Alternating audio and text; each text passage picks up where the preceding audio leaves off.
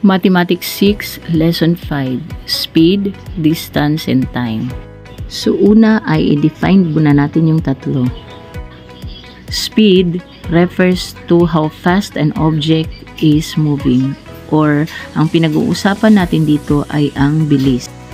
Ang distance naman is the total length between two points, or ang pinag-uusapan natin ay layo ng dalawang bagay.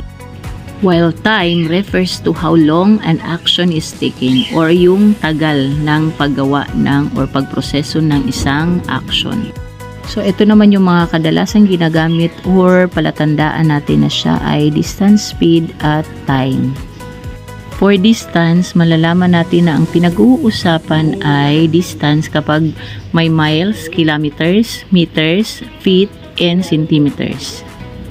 Malalaman naman po na time ang pinag-uusapan kapag meron tayong nababasang hour, minutes, seconds.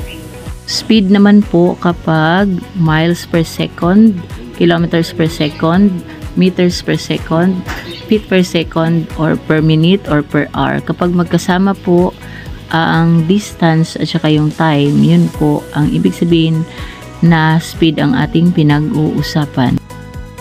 Ito naman po ang ating mga formulas. Distance is equal to speed times time, or D is equal to S times T. For speed, speed is equal to distance divided by time, or S is equal to D divided by T.